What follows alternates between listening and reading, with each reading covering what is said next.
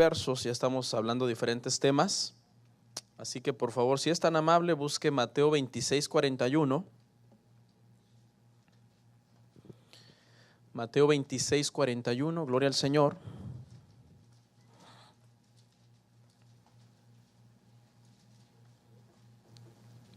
Cuando lo tenga, por favor, regáleme un minutito en pie.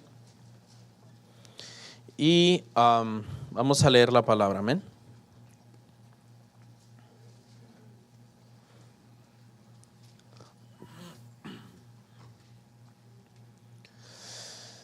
¿Listos, hermanos?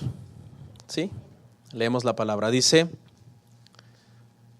velad y orad para que no entréis en tentación. El espíritu a la verdad está dispuesto, pero hay un pero en este versículo. Y ese es el problema. Ese es el problema que no nos deja orar. Pero la carne es débil. Pero la carne es débil. Ayúdeme a orar, hermanos. Padre nuestro, venimos ante tu presencia en esta mañana,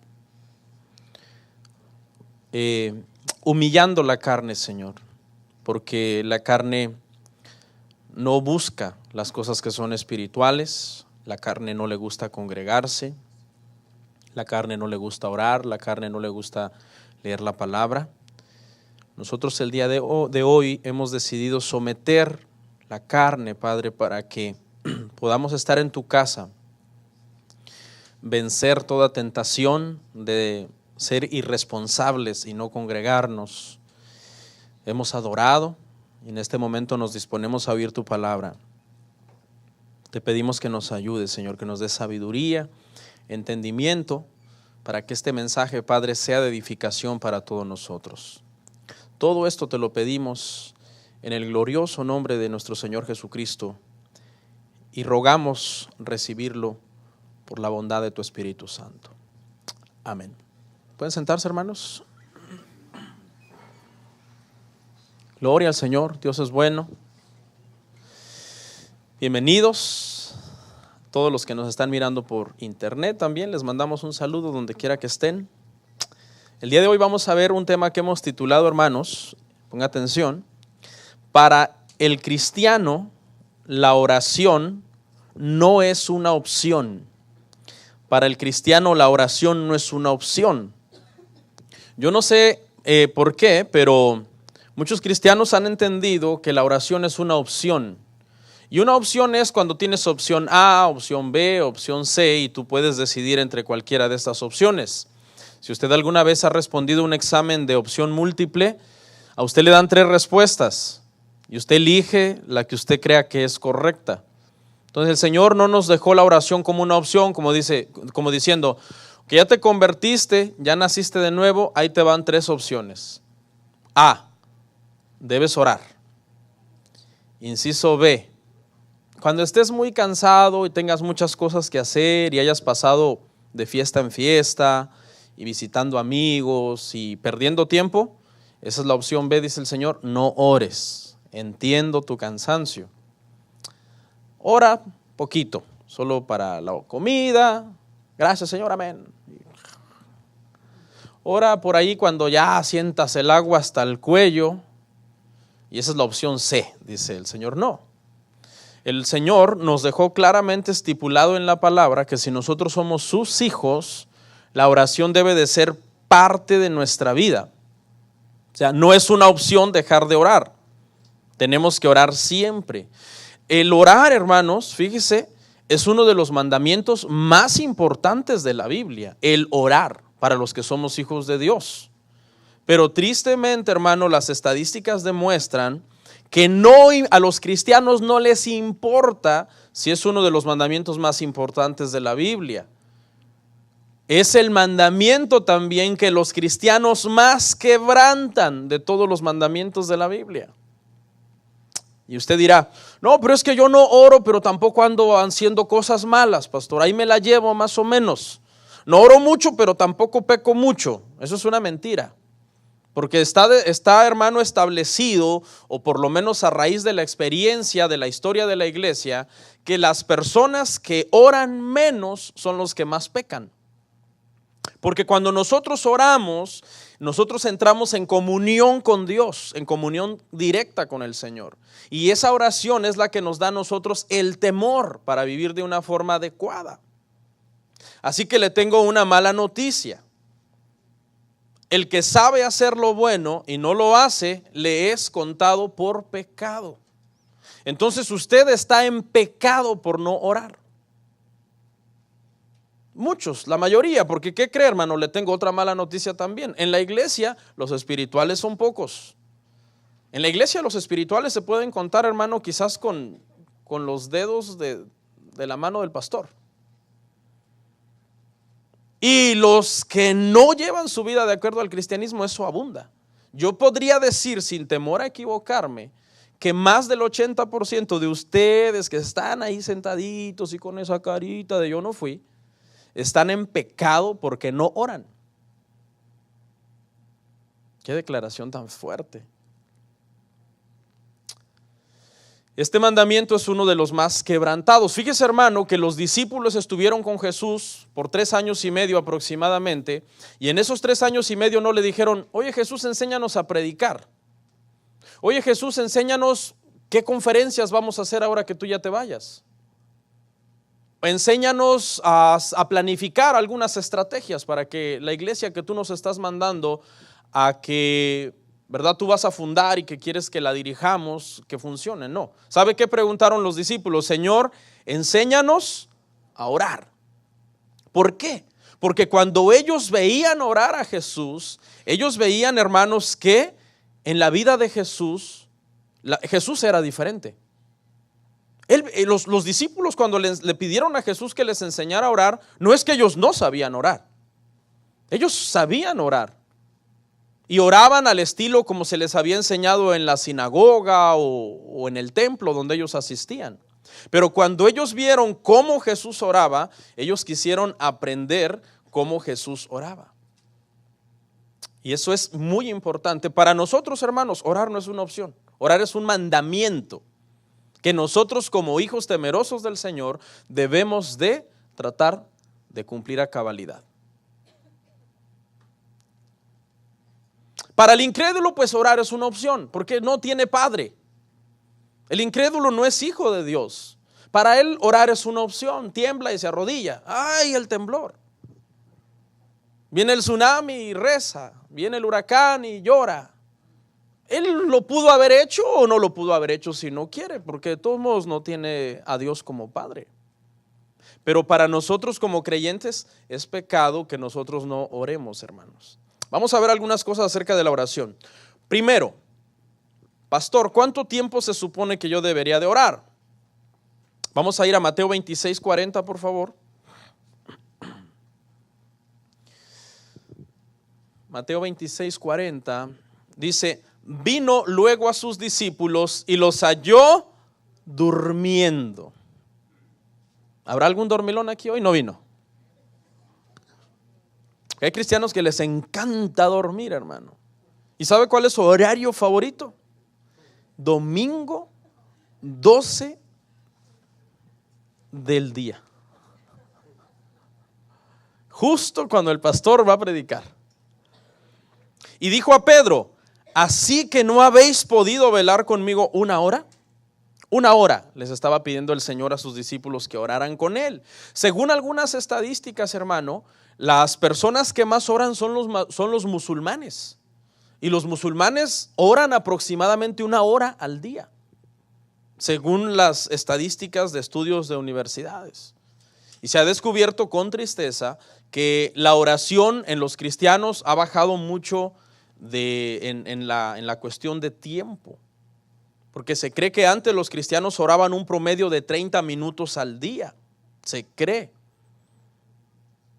¿verdad? Pero eso ha venido disminuyendo. La palabra hora que se utiliza aquí en el griego es la misma palabra, H-O-R-A, hora, y significa, es un periodo de tiempo que en aquel entonces, cuando Jesús lo usó, oscilaba, escuche, entre un día entero o un instante.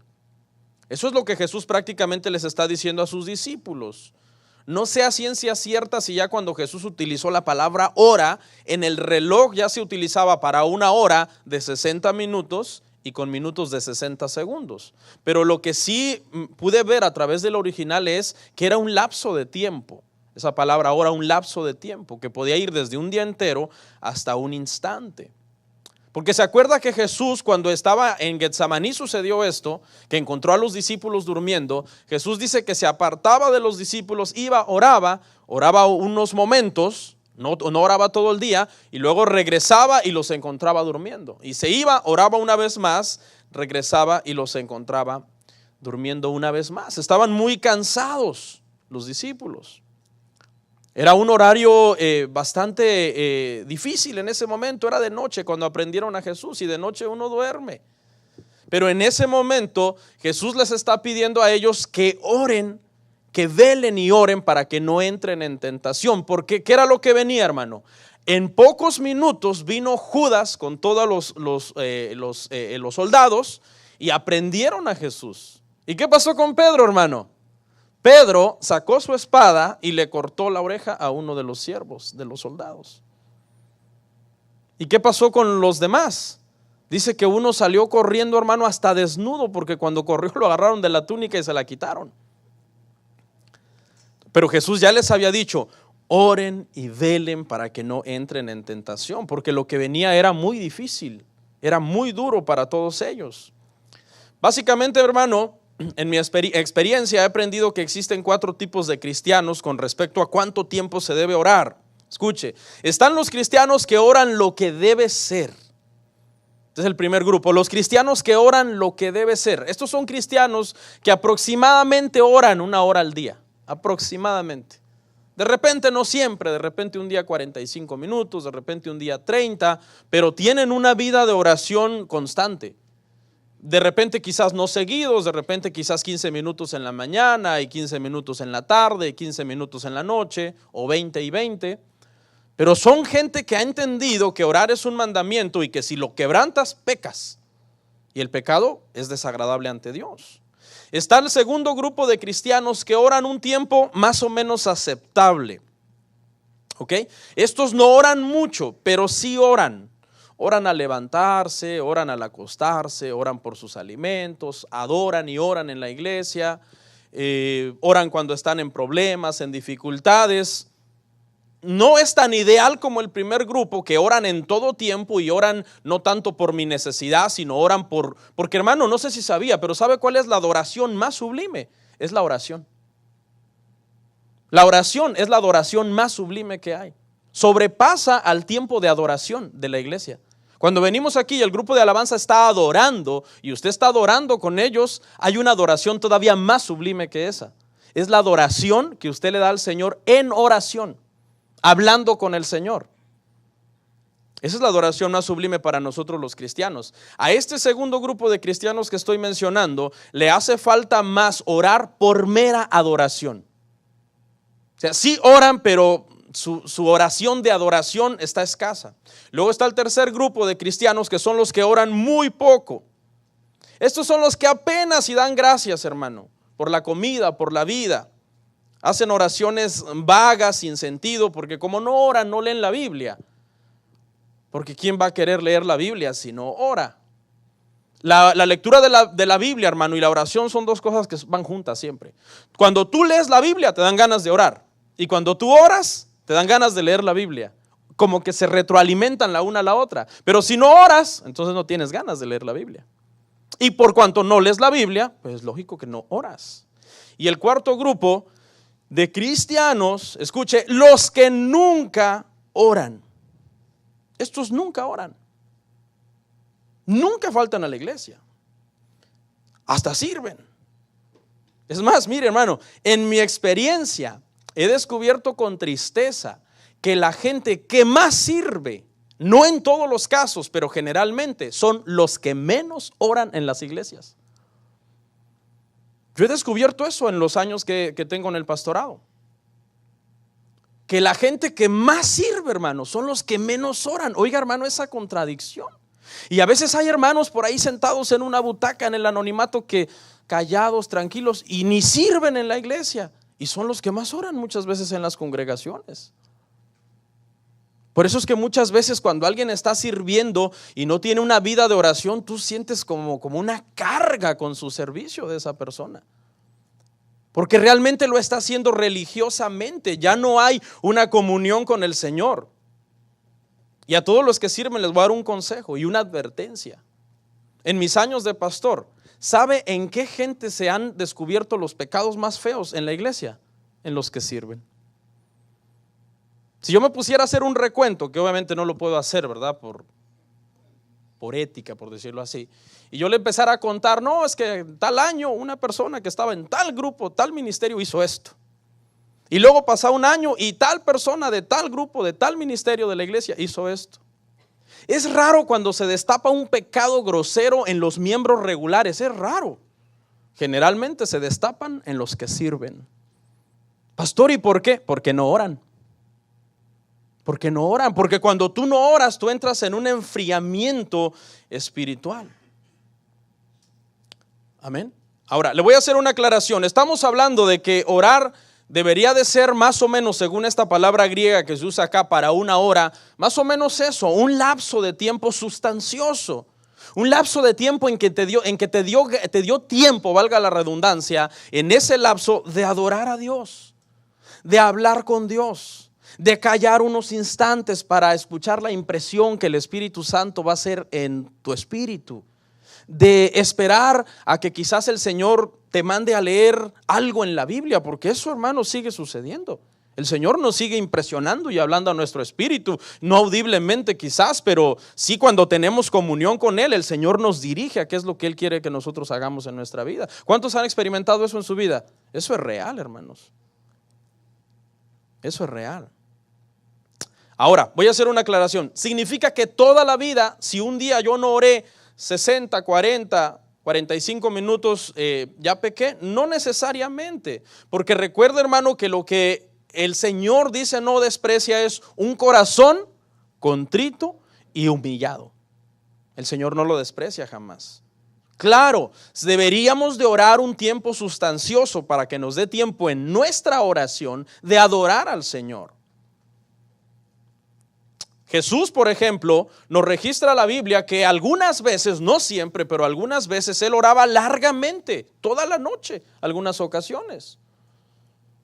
No siempre oraba toda la noche tampoco. Por ejemplo, la oración más larga de Jesús registrada en la Biblia es Juan 17. Esa es la oración más larga de Jesús, registrada. Las otras no fueron registradas. Pero esa oración, si usted la lee, usted la puede leer en 10 minutos. Juan 17 es todo un capítulo, me parece que tiene 26 versículos. Es la oración donde Jesús está orando por sus discípulos, precisamente por los que Él tenía y por los que habíamos de venir, usted y yo.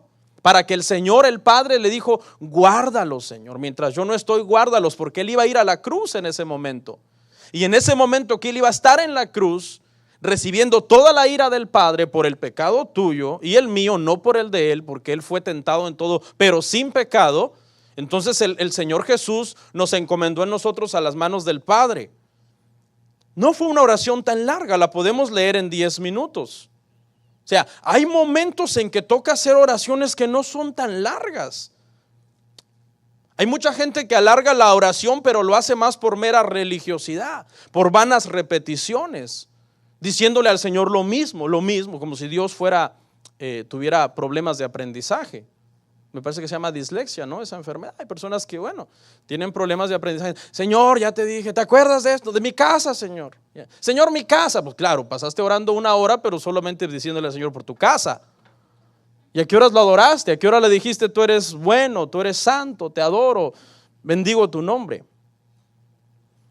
Otros creen que Dios es sordo y que hay que ponerle una buena gritada para que el Señor nos oiga.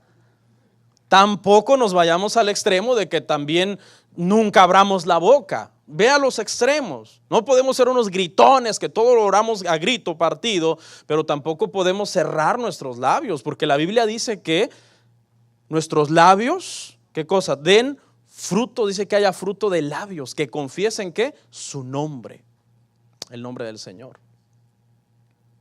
¿Ok? Mire, vamos a ver 3 oraciones cortas, hermano, y con esto no estoy diciendo que la oración debe ser corta, no, pero lo que estoy tratando de evitar es que usted se vaya al legalismo de decir, a fuerza me tengo que tirar de rodillas 3 horas para que el Señor me oiga. Pues ni que el Señor fuera sordo. A fuerza tengo que repetirle al Señor 1000 veces lo mismo para que me entienda. Pues ni que el Señor fuera disléxico. Mire, la oración del publicano, Lucas 18:13. Lucas 18:13. Vamos a ver 3 oraciones cortas, pero con un corazón entregado al Señor.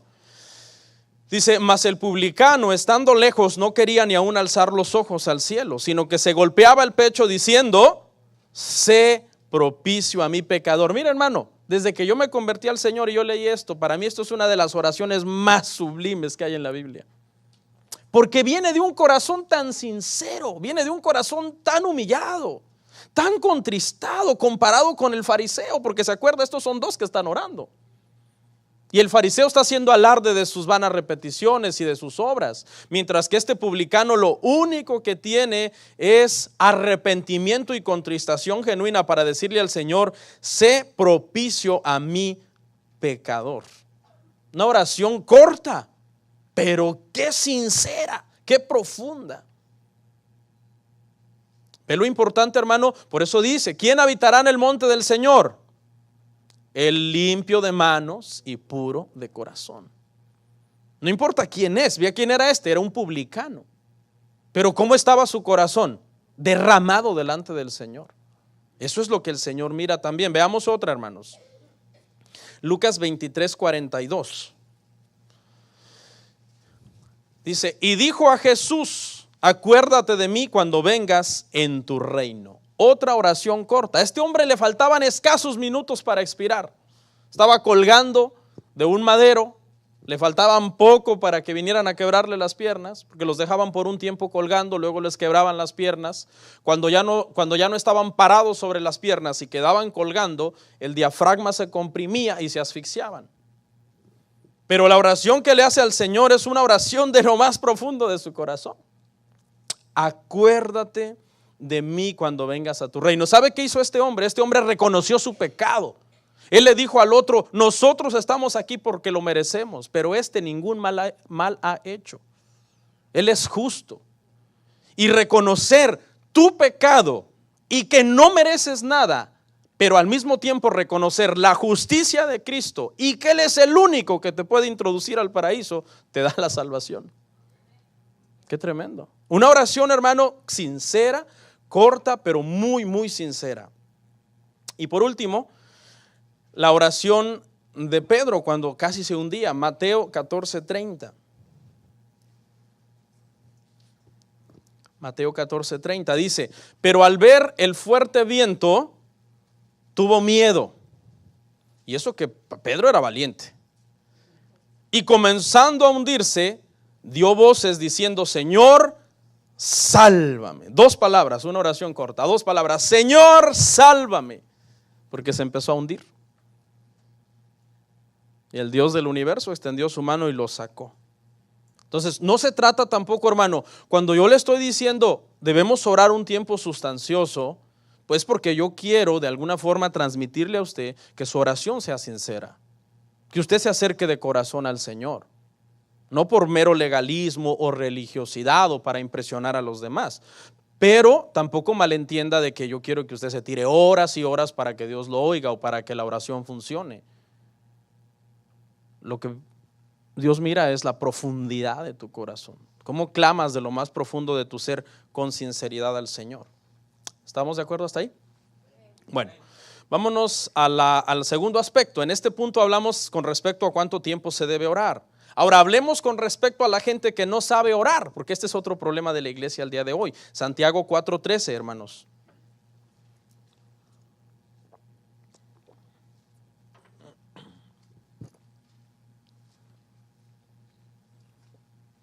Vamos a leer al 17, ¿lo encontró? Dice, vamos ahora los que decís, hoy y mañana iremos a tal ciudad y estaremos allá un año y traficaremos y ganaremos, cuando no sabéis lo que será mañana. Porque, ¿qué es vuestra vida? Ciertamente es neblina que se aparece por un poco de tiempo y luego se desvanece. En lugar de lo cual deberíais decir, si el Señor quiere, viviremos y haremos esto o aquello. Pero ahora os jactáis en vuestras soberbias. Toda jactancia semejante es mala. ¿Y qué? Y al que sabe hacer lo bueno y no lo hace, le es pecado. Sin temor a equivocarme, yo diría que el 50% de los cristianos no saben orar. Lo que saben es guerrear o decretar. Mire, hermano, ahorita con lo del huracán, un montón de gente decretando. Te deshago, te ordeno que te desvíes, como que fueran Dios. No tocarás ni una pulgada de la Florida, dándole órdenes al huracán. Lo que ignoran esa gente es que el huracán lo mandó el Señor. Entonces están ordenándole al Señor. No están haciendo guerra. ¿Por qué? ¿Qué cree? Cristianos diciendo que ese huracán lo mandó el diablo, hermanos. No, el huracán lo mandó el Señor. ¿Por qué? Bueno, ahí pregúntele usted al Señor. ¿Por qué cree que no les funcionó? Si el huracán hizo destrucción total en South Point, inundación, tremendo. ¿Dónde están los decretos? Es que eso no es orar. Les hago una aclaración, hermano, los decretos y la guerra espiritual no es oración. Jesús no hizo decretos. Jesús no dijo, yo decreto que no voy a la cruz. No, él dijo, Señor, pase de mí esta copa, pero no se haga como yo digo, sino se haga ¿qué? Tu voluntad. Le voy a hacer una pregunta. ¿Usted cree que cuando Jesús en su humanidad se estremeció por la copa, esa copa entienda juicio? Juicio. ¿Usted cree que cuando Jesús se estremeció por el juicio, hermano, que venía sobre él al ir a la cruz, lo hizo porque le tenía miedo a la cruz y a los soldados romanos? No, hermano, si después de Jesús crucificaron un montón de gente y antes de Jesús crucificaron un montón de gente. Pedro fue crucificado de cabeza.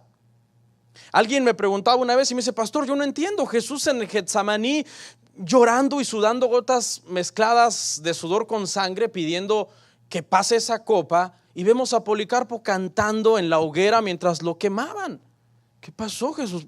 Pastor, ¿Policarpo era más espiritual que Jesús o qué? No, es que Jesús, todo el peso del pecado que cayó sobre él y la copa que él estaba diciendo, si pudiera pasar de mí pase, era porque la ira que iba a ser derramada sobre él no era la ira de los soldados romanos, ni la ira de las espinas, ni la ira de los clavos, ni la ira de la lanza, era la ira de Dios. Esa es la copa de juicio que nosotros debemos temer. Por eso la palabra les enseñó a los discípulos y les dijo, no temáis a los que matan el cuerpo, teman al que puede matarlos y echar su alma en el infierno. ¿Y quién es ese? Ese es Dios. Porque el juicio de Dios sobre el pecado, eso debería de estremecernos y de darnos miedo. Hay gente que tú le dices, hermano, no haga esto. ¿Quién es usted para juzgarme? Que me juzgue Dios. Debería darles miedo decir eso. Que me juzgue Dios. No sabes cuánto pesa el juicio de la ira de Dios. El mismo Jesús en su carne se estremeció ante el peso de la copa de la ira de Dios. Por eso es que vemos a otros mártires después de Jesús que fueron cantando, porque ya no era el peso de la ira de Dios sobre ellos. ¿Por qué? Porque el peso de la ira de Dios ya había caído ¿sobre quién? Sobre Jesús. Ahora, entonces aquí rapidito, con respecto a los que no saben orar, hermanos, se aprendan a orar. Ahorita vamos a dar una información para los que no saben orar y aprendan a orar. Pero hacer guerra y decretos y todo eso no es orar, hermanos, eso no es orar. 3, ¿con qué corazón se debe orar? Lucas 18, 11 al 12. Con respecto a nuestro corazón, hermanos, ¿con qué corazón se debe orar? Lucas 18, 11 al 12.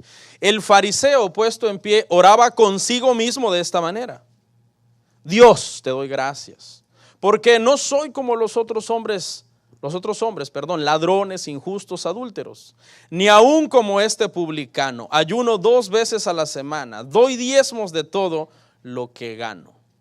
¿Usted cree que esa oración es agradable ante Dios? No. Dice que oraba, ¿con quién? Consigo mismo, porque Dios no lo estaba ni oyendo. Porque ¿qué dice la Biblia, hermano? Que cuando nosotros venimos al Señor con pleito, Este hombre venía, su corazón lleno de pleito, lleno de resentimiento. No soy como aquellos, no soy ni como este publicano. Cuando nuestro corazón está lleno, hermano, de pleito, de rencilla, de resentimiento, de orgullo, esa oración no es agradable al Señor. No es agradable, hermanos. Si tú te peleaste con tu pareja, con tu esposo, con tu esposa, y estás peleado, tienes una mala actitud, ahorita voy a orar con mi Padre Celestial que me restaure porque me siento mal. Señor, cállese la boca, váyase a pedirle perdón a su esposa, a su esposo, y después viene a hablar conmigo. Esa es una verdad. Este hombre venía así, con un corazón lleno de pleitos, lleno hermano, de soberbia, de arrogancia. Hizo un show, hermano. Dice que estos hombres amaban las oraciones largas en público y ensanchaban sus mantos y sus filacterías para que la gente les dijera rabí, maestro. En mi experiencia, hermano, he dicho mucho hoy en mi experiencia, ¿verdad? Pero bueno, se vale. Escuche, en mi experiencia, la gente que más show hace son los que menos espirituales son. El que más grita, el que más show hace. ¡Amén! ¡Aleluya! ¡Gloria a Dios! Vaya a preguntarle a su trabajo y dígale al jefe de él, dígale, oiga hermano, oiga jefe de esta persona, ¿cómo se porta en el trabajo?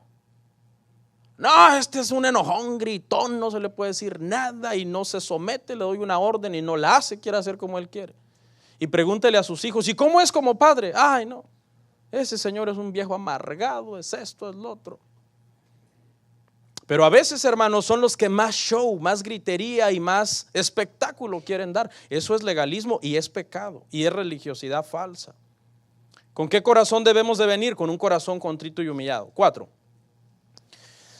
La oración íntima debe de ser en lo secreto, hermanos. Mateo 6:6. Mateo 6:6. Dice, mas tú cuando ores, entra en tu aposento y cerrada la puerta, ora a tu Padre que está en secreto. Y tu Padre que ve en lo secreto te recompensará en público. Hay oraciones públicas, ahorita vamos a hablar de la oración pública. Pero la oración de adoración, hermano, es una adoración en secreto con el Señor. Y nuestro Padre dice que está en lo secreto y nos oye en lo secreto, nos recompensará en público. En una ocasión yo viví con una familia, hermano, y yo tenía mi vida de oración, ¿verdad? Y yo respetaba su espacio de ellos, pero la oración de ellos yo la oía completita, hermano. Y eso que nos dividía una barda de concreto. Porque hay mucha gente que cree que entre más gime, que entre más grita, que entre más llora, que entre más alza la voz, eso es más espiritualidad. La oración en secreto, hermano, es algo hermoso en donde tú estás en comunión con tu Padre. Y esa debe de ser la oración número 1 del cristiano. La oración en secreto es la primordial, hermanos. La oración en público la hacemos porque por necesidad. Porque a veces hay que orar por alguien aquí en la congregación o en una casa, alguien te invitó y te tocó orar en público. Hay personas ahí que te están oyendo en público. Ese es el punto que sigue. La oración en público. Marcos 12, 38 al 40.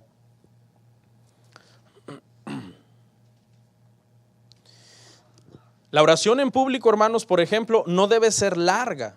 Ahorita lo explico. Marcos 12, 38 al 40. Marcos 12, 38 al 40 dice, y les decía en su doctrina, guardaos de los escribas, que gustan de andar con largas ropas y aman las salutaciones en las plazas, y las primeras sillas en las sinagogas, y los primeros asientos en las cenas, que devoran las casas de las viudas, y por pretexto, escuche, para justificar su religiosidad, hacen largas oraciones. ¿Por qué? Porque querían parecer espirituales. Estos recibirán mayor condenación. Cuando uno ora en público, hermano, la oración no debe de ser muy larga, a menos que de veras el Espíritu Santo nos esté en ese momento guiando a una oración larga. Pero por lo general debe de ser una oración al punto, sin redundancias, sin religiosidad. Porque cuando haces eso en público, entonces tu carne te puede traicionar y a lo mejor ya no estás orando para el Señor, sino para los que te están oyendo. Que oigan, cómo oro, qué palabras tan rebuscadas uso. Aunque no sepa ni qué significa. 6. Estamos viendo, hermano, algunos aspectos de la oración, pero ya vamos a hablar de cómo debemos orar. Cuidado con las oraciones rebuscadas. Mire, ese es el punto que sigue. Mateo 6, del 7 al 8. Dice Mateo 6, del 7 al 8. Y orando no uséis vanas repeticiones, como los gentiles, que piensan que por su palabrería serán oídos. No os hagáis pues semejantes a ellos, porque vuestro Padre sabe de qué tenéis necesidad antes que vosotros le pidáis. Entonces no se trata, hermano, de usar vanas repeticiones. Eso lo hacen los gentiles. Eso se llama rezar. Estar diciendo lo mismo, repitiendo lo mismo. Ok, ahora sí, bueno, entramos a la segunda parte y última del sermón. Ahora, pastor, ¿por qué tengo que orar? Vamos a ver razones bíblicas. ¿Por qué nosotros dijimos que la oración no es una opción? La oración es un mandamiento para nosotros. Número uno, hermanos, tenemos que orar porque es un mandamiento bíblico, dado en el Antiguo Testamento y en el Nuevo Testamento. ¿Ok? Porque en el versículo base que usamos, que no lo voy a volver a citar porque ya lo vimos, Jesucristo le dijo a sus discípulos, velad y orad. O sea, es una expresión imperativa. Imperativo significa como una orden. No es una opción, es una orden para todos los cristianos. Debemos orar al Señor. Okay. Algo grave que está pasando hoy en día, hermanos, dentro de las congregaciones, no todas, pero sí algunas, es, hermano, que uno puede caer en el extremo de irse tanto en el tema de la soberanía de Dios, que el tema de la soberanía de Dios, hermano, es una doctrina básica en el cristianismo. Cristiano que no sabe que Dios es soberano, o sea, está perdido. Está perdido. Ahora, ¿cuál es el problema de abusar de esa doctrina? El problema de abusar de esa doctrina es que tú digas, por cuanto Dios es soberano, pues voy a dejarlo todo a su soberanía. De todos modos, lo que me va a pasar mañana, el Señor ya lo tiene decretado. Si mañana yo voy a chocar y el Señor ya lo decretó en la eternidad, ¿puedo cambiar yo eso con mi oración? Fíjese el error de pensar así. O si mañana a mí me va a ir bien, mañana el Señor me va a dar una bendición, entonces ¿para qué me arrodillo a decirle, Señor, dame una bendición mañana? Si Él ya la decretó y ya es algo que va a suceder, tenga cuidado. Dios sí es soberano y lo que Él ya decretó para mañana, para nosotros lo va a hacer tal y como Él dijo, pero tenemos que orar. Tenemos que orar. Tenemos que encomendar nuestra vida en el Señor, pedir por las personas.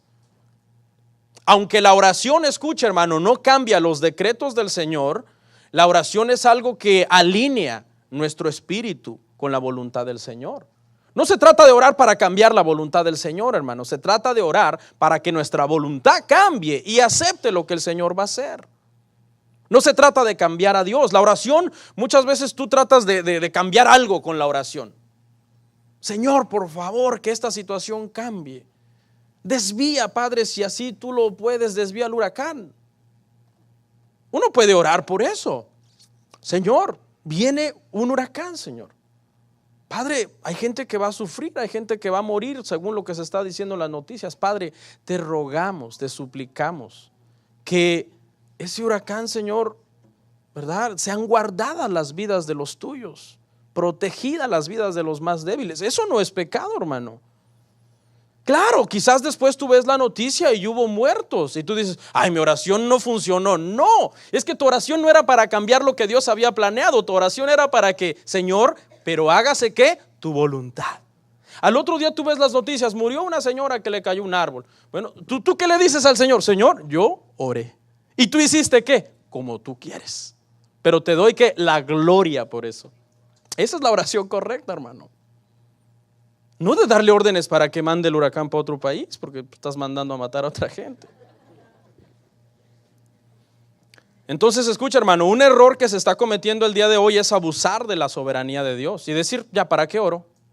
No, debemos orar, ¿por qué? Porque la Biblia lo manda, es un mandamiento. Jesús no dijo, no se preocupen, no oren porque ya todo está decretado.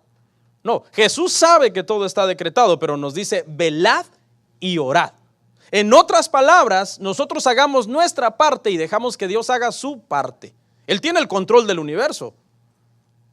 El universo está en control del Señor. Me ha costado quitarme esa maña de decir, Señor, toma el control, pero ya lo voy logrando. Porque cuando tú le dices al Señor, toma el control, le estás diciendo, Señor, aquí, no, Él está en control. Si ni un cabello se te cae de la cabeza, ni un pajarito se cae a la tierra. Pero eso significa que tú no vas a orar. No, ora para que no se te caiga. Y si se te cae, pues gloria a Dios. O sea, no confundamos una cosa con otra, hermano. Escuche, entonces la primera razón por la que tenemos que orar es porque es un mandamiento. Segunda, y esta me gusta mucho, para humillar el orgullo humano. Salmo 138, 6.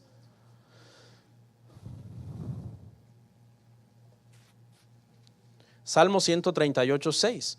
Porque Jehová es excelso y atiende al humilde, mas al altivo mira de lejos.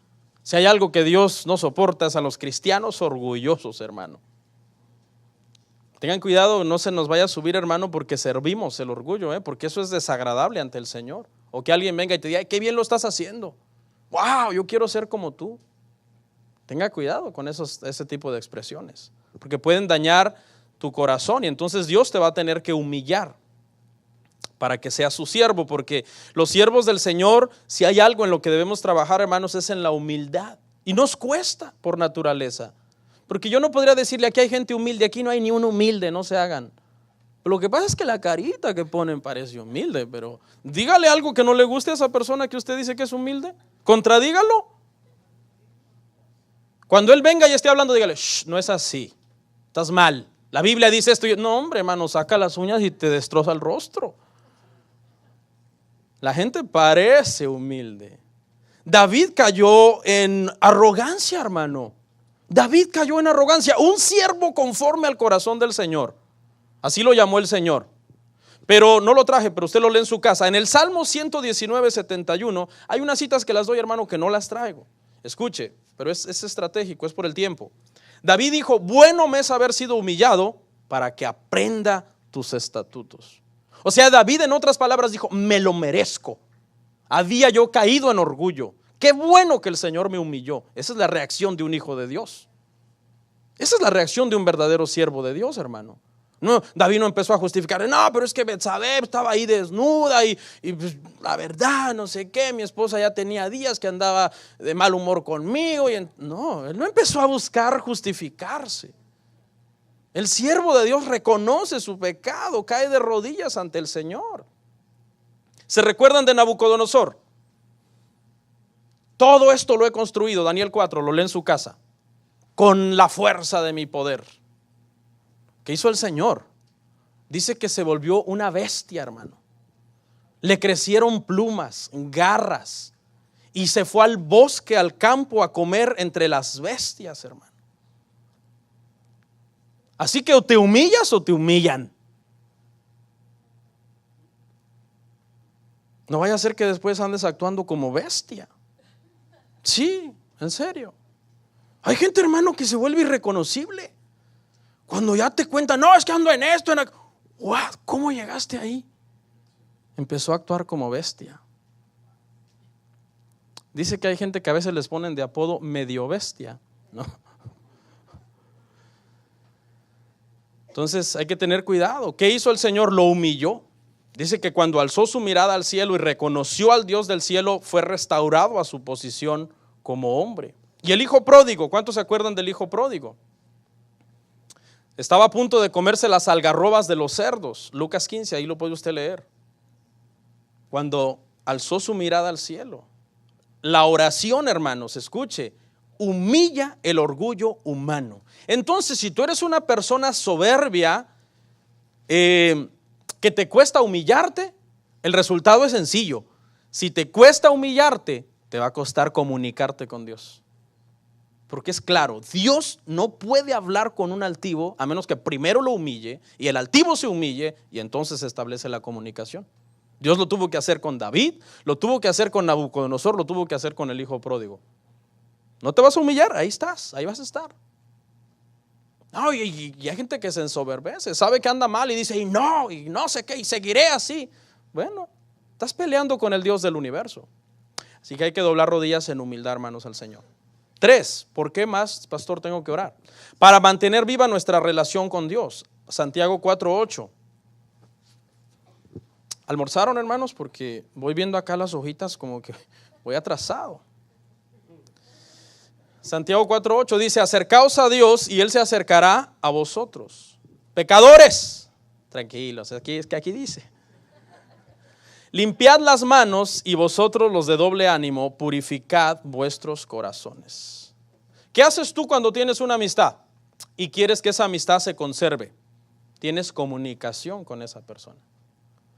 Algunas veces por geografía, que quizás tu amigo se alejó, tú te alejaste, la distancia, la comunicación, ¿qué pasa? Se enfría. Cuando vienes fíjese que a mí me pasó algo bien curioso, ¿no? Yo tuve mis amigos en la secundaria y bueno, ahora con el Facebook uno se conecta con gente que tú conociste antes, cuando el Facebook no existía. Y entonces, cuando tú encuentras a un amigo, tú te quedas con la misma impresión que es el mismo amigo que tú dejaste cuando tú tenías 15 años, 16 años en la secundaria. Y te acuerdas de cómo era. Era mi super amigo. Éramos los best friends. No, hombre, cuando lo encuentre le va a dar un gusto. Y no, hombre, nos vamos a entender bien y vamos a restablecer la comunicación. Cuando lo encuentras te das cuenta que es un extraño. A mí me ha pasado muchas veces con muchos amigos que he encontrado. Un extraño. ¿Por qué eres así? ¿Por qué es así esta persona? No es la persona con la que yo estuve acostumbrado a tener una amistad.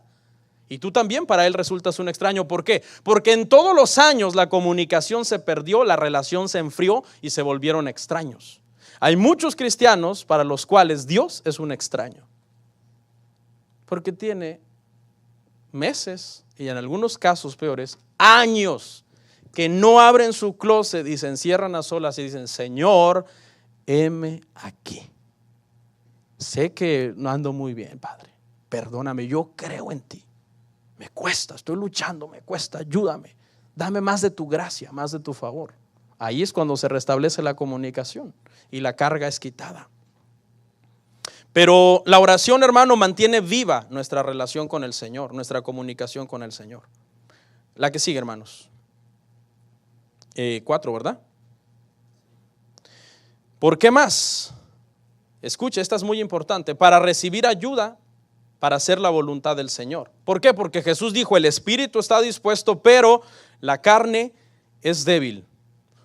Cualquiera de ustedes que están aquí, hermano, no importa cuán buenas intenciones tengan de agradar al Señor, sin la ayuda del Señor no lo pueden hacer.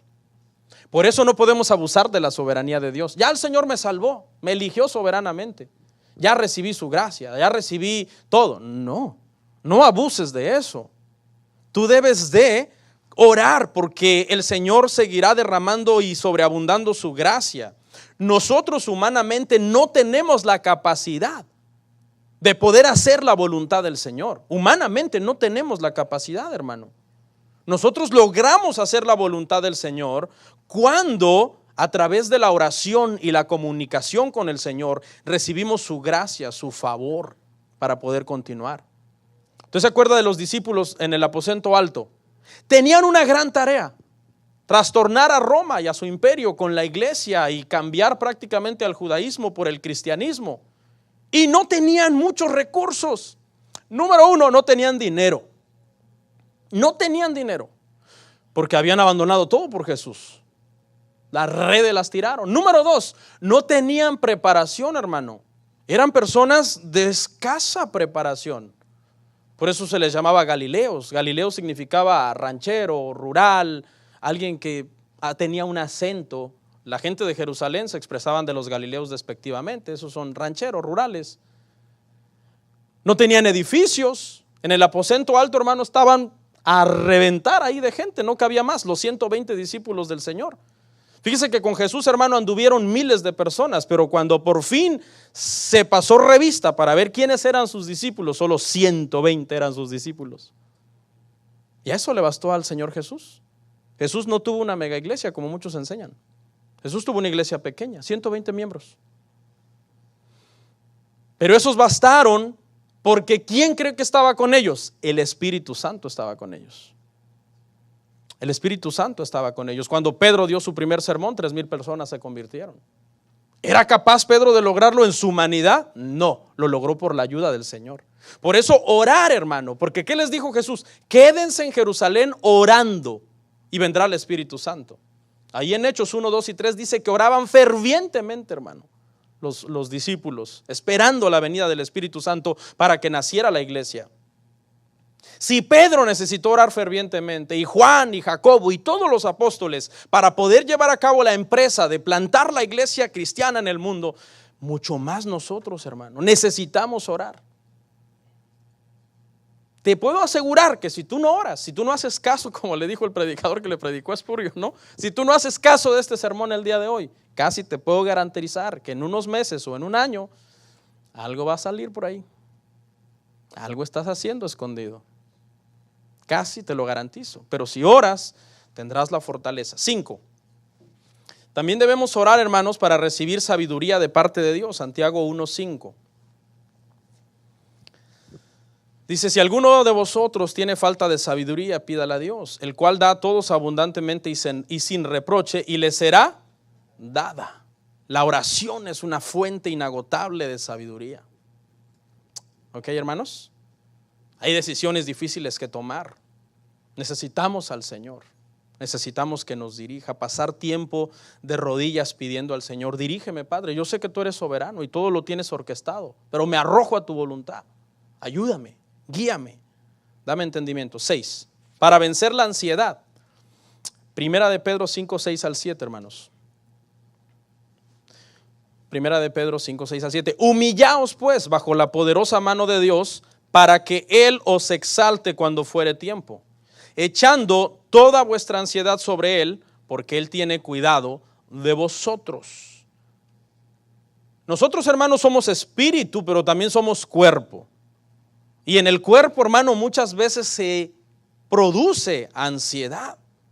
La ansiedad puede ser producida por vacío. ¿Te sientes vacío? La ansiedad puede ser producida por soledad. ¿Tú te sientes solo? La ansiedad puede ser producida por escasos recursos. De repente tus recursos son muy escasos y siempre estás batallando para pagar o para esto, para lo otro. Entonces eso produce ansiedad en nosotros. ¿Ok? El diseño de Dios es que esa ansiedad sea llenada por Él, por su presencia real y viva en nuestra vida.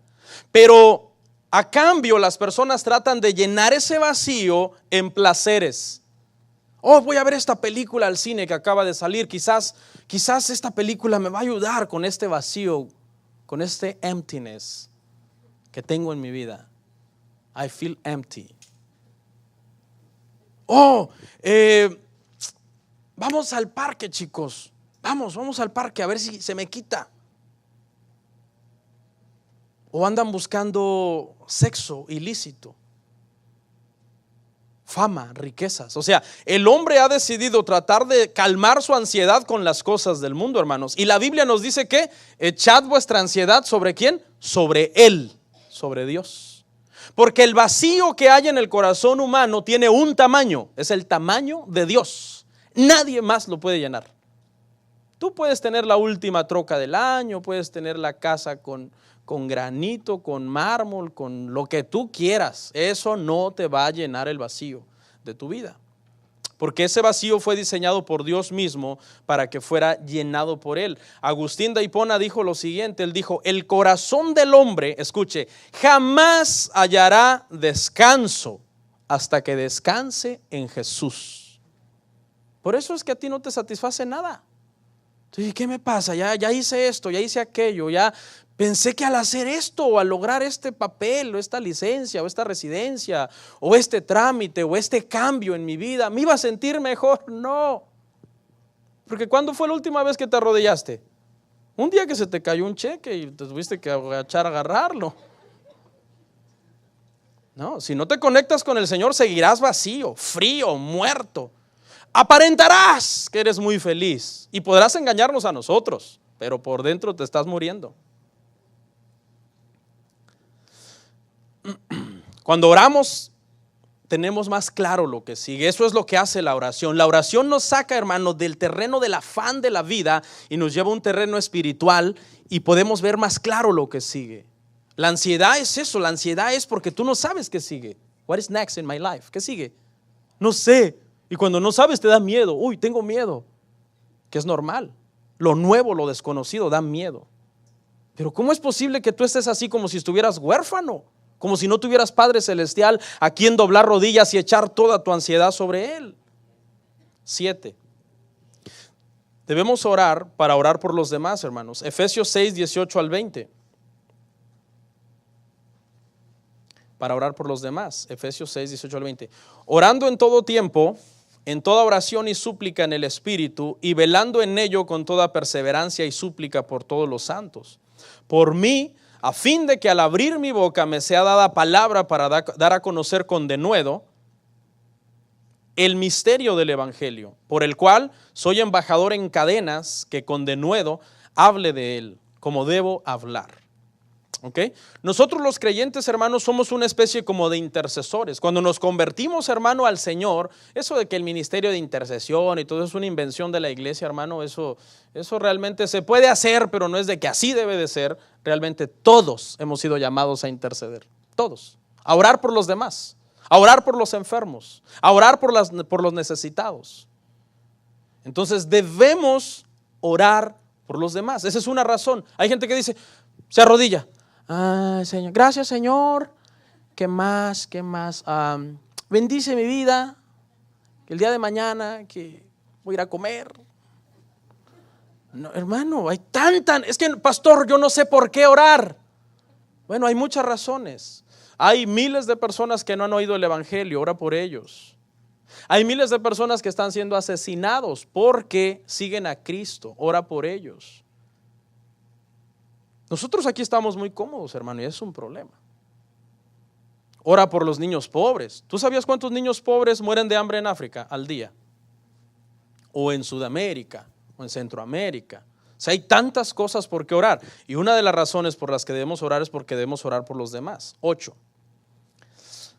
También debemos orar, hermanos, para que nuestro gozo sea cumplido. Juan 16, 24. Juan 16, 24 dice: hasta ahora nada habéis pedido en mi nombre. Pedid y recibiréis, para que vuestro gozo sea cumplido. Ahora, no malinterprete, ahí no dice para que tu capricho sea cumplido. No, ahí dice para que tu gozo. Es decir, que cuando nosotros, hermano, confiamos en el Señor y oramos al Señor, sabemos que cualquier respuesta que Él dé nos va a dar gozo a nosotros. Le voy a decir algo, cuando usted ore por algo, a suponer tú estás orando por una persona que está enfermo y tu oración es: Señor, sánalo, y esa persona se muere, dale gracias a Dios. ¿Significa que el Señor no te contestó? No, sí, Él contestó, pero Él contestó como Él quiere. O sea, porque sería ilógico, ¿verdad? Que fíjese cómo pintan el cuadro mucha gente. O sea, está alguien enfermo y tú estás orando por el Señor. Sabemos que puedes sanarlo, Padre. Para ti no hay nada imposible. Eres un Dios poderoso que sigue haciendo milagros. Y se muere. Y entonces la gente: ay, Dios no me oyó. No, qué barbaridad. Le pedí una cosa, hizo otra. Entonces esa gente empieza a dejar de orar, porque cada vez que no se hace como ellos quisieron, creen que es porque Dios no los oyó. No. Cada vez que nosotros nos doblamos de rodillas, hermano, con un corazón sincero, el Señor te oye. Eso es una ley. Pero el Señor va a hacer como Él quiere. Y la respuesta que Él dé, escucha, esa respuesta es la respuesta de tu oración. Pero no fue como yo quiso. Pues precisamente por eso el Señor quiere tratar con tu corazón. 9. Para estar fuerte contra la tentación. ¿Por qué les dijo Jesús a sus discípulos que oraran? Para que no entréis en tentación. Él fue tentado en todo. Jesús no estaba diciendo para que no seáis tentados. No interprete esa parte como para que no seáis tentados. No, esa parte no quiere decir para que no seáis tentados. Esa parte quiere decir para que no sucumbas ante la tentación. Vamos a suponer que tú eres un hombre de oración. Pues casi es como un peligro de extinción, ¿no? Un hombre de oración. Y algunos hombres dicen: ¿qué es eso? ¿Con qué se come? Vamos a suponer que tú eres un hombre de oración. Y más tu oración está enfocada en adorar al Señor. Parte fundamental de tu oración es para adorar. Y antes, cuando tú no eras cristiano, tu debilidad eran las mujeres. Que aquí no hay ninguno, aquí todo es puro santo. Y entonces tú tienes una vida de oración y de repente se te presenta una oportunidad. Una mujer bonita, agradable, empieza a acercarse con malas intenciones. ¿Qué va a pasar? Desde el primer momento tú detectas eso. No, por aquí viene algo malo. ¿Y qué haces? Cortas. Porque el problema está cuando tú te pones a juguetear con la tentación. Ese es el problema. El hombre que ora, él no dice, no, de todos modos lloro mucho y no va a pasar nada porque lloro mucho. No, desde el primer momento se porta seco, serio y frío. Y la mujer se da cuenta que no hay entrada por ahí. Pero ¿por qué logró esa persona discernir? Porque ora. ¿Por qué logró soportar la tentación? Porque a lo mejor un flashazo, un pensamiento le dijo, nadie se va a dar cuenta. Y mírala, está más bonita que tu esposa. O mira, porque ya cuando los hombres comenzamos a entrar, hermano, a ciertas edades, como que quieres revivir que todavía I still got it, ¿no? O sea, todavía llamo la atención por ahí de alguien. Y se puede meter una especie de ego, de orgullo de hombre y decir, pues, ¿por qué no, hombre? Si todavía levanto el polvo. No. Pero como tú eres una persona que ora, yo tengo un dicho que a veces es mejor parecerle a las mujeres descortés y no coqueto. Sí. A lo mejor alguien dice, ay, qué frío, que el pastor. Mejor ténganme por descortés y no porque ando ahí coqueteándole a nadie. Porque hay que cuidarse, hermanos. Y último, para pedir, Filipenses 4:6, debemos orar para pedir. Ya terminamos, hermanos. Solamente desarrollamos este punto y terminamos. Para pedir, Filipenses 4:6, por nada estéis afanosos, sino sean conocidas vuestras peticiones delante de Dios, en toda oración y ruego, con acción de gracias. ¿Sí ve? Sí, Dios es soberano, pero la Biblia te dice que, aunque Él sea soberano y Él sabe lo que Él va a hacer, tú de todos modos debes doblar tus rodillas y venir con peticiones, con oración, con ruego y con acción de gracias.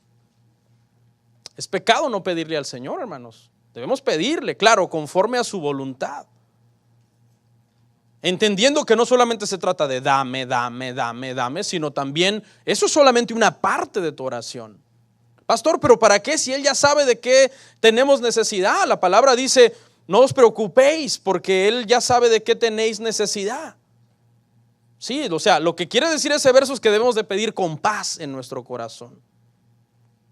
Señor, el pan nuestro, ¿qué dijo Jesús? De cada día, dánoslo hoy. Jesús mismo nos enseñó que hay que pedir. Esa palabra pan ahí no se imaginen necesariamente solo un pedazo de pan. Esa palabra griega significa todo lo que necesitas. Pastor, pero si todo obra para bien. Sí, todo obra para bien, pero de todos modos debes orar. Acabo de citar un versículo que dije que no es bueno preocuparse. Hace unos días yo estaba preocupado por algo. Entonces yo dije, porque hay gente que ha hecho un cliché cristiano que dice ese cliché, dice que es pecado preocuparse. Entonces hace unos días yo estaba preocupado por algo y dije, wow, estoy pecando porque estoy preocupado por algo. Entonces me dio curiosidad ese tema y me fui a la Biblia a investigar. Digo yo, ¿de verdad es pecado preocuparse? Y entonces descubrí que en la Biblia hay dos versos, bueno, hay varios, pero hay dos que aparentemente se contradicen con el tema de la preocupación. En un verso Jesús les dijo a sus discípulos, no os preocupéis por qué habéis de comer, por qué habéis de vestir, por qué habéis de beber. Está bien. Pero el problema es que hay otro verso donde Pablo dice, sobre mí se agolpa una gran preocupación por la iglesia. Dije, bueno, pero Pablo estaba en pecado preocupándose. Entonces me fui a investigar, hermano, y en realidad lo que Jesús quiso decir cuando Él dice, no os preocupéis, es, escuche, que lo que no debemos es dudar de que Él tiene el control. Eso es lo que significa realmente, porque ¿quién no se va a preocupar? Tendrías que ser una piedra. Tendrías que ser una piedra para que veas que algo malo pasó y tú digas, o sea, no pasa nada. No, tenemos emociones. Entonces descubrí en realidad, hermano, que las preocupaciones de la tierra nos llegan como un flechazo a nuestro corazón, y que es imposible no preocuparse. Tendríamos que ser una piedra. Pero lo que significa es que no dudes que Él tiene el control. Eso es lo que Jesús está queriendo decir. Por eso Pablo se preocupaba por las iglesias. De hecho, a mí me encanta preocuparme. ¿Sabe por qué? Descubrí, hermano, que la preocupación es un sistema de defensa. Eso es la preocupación. Cuando alguien viene y me dice, pastor, quiero hablar con usted, yo le digo, de una vez adelánteme un poco para empezarme a preocupar con tiempo. Porque yo no quiero que usted me agarre de golpe y empezarme a preocupar en un segundo. No, yo de una vez me quiero empezar a preocupar. Analizar qué le voy a responder, cuáles pueden ser las posibles respuestas, las posibles soluciones. Es bueno, es un sistema de defensa preocuparnos. Tú no puedes decir, bueno, ahí todo lo dejamos al Señor porque es pecado preocuparse, así que no voy a trabajar. Porque tomamos el huracán, ¿verdad? Somos muy fuerte y me vaya a llevar un aire por ahí. No, tú tienes que preocuparte, ok, estamos a 17, tengo que pagar en 13 días la renta. Más o menos debo de ahorrar así, administrarme acá, guardar esto. Eso es preocuparse con tiempo. Pero claro, eso no es pecado. Lo que es pecado es que en medio de esa preocupación tú digas, estoy abandonado, a saber qué ir a hacer de mi vida. No, el Señor tiene el control de todo. ¿Estamos de acuerdo, hermanos? ¿Sí? Ok, porque la Biblia no se contradice. No puede decir Jesús, no se preocupen, y luego Pablo estar súper preocupado. Debemos de encontrar un balance en esa enseñanza. Escuche, la oración, hermano, tiene muchos enemigos. Para terminar, el trabajo. ¿Es pecado trabajar? No, es un mandamiento. ¿Cuándo es pecado trabajar? Cuando trabajas tanto que no tienes tiempo de orar. Hay gente que trabaja demasiado, hermano. ¿Usted cree que oran? No, que van a orar, hermano, si no tienen fuerzas para orar. Entonces tú debes de administrar tus fuerzas. Debes de trabajar, pero debes de guardar fuerzas para adorar al Señor y para hablar con el Señor.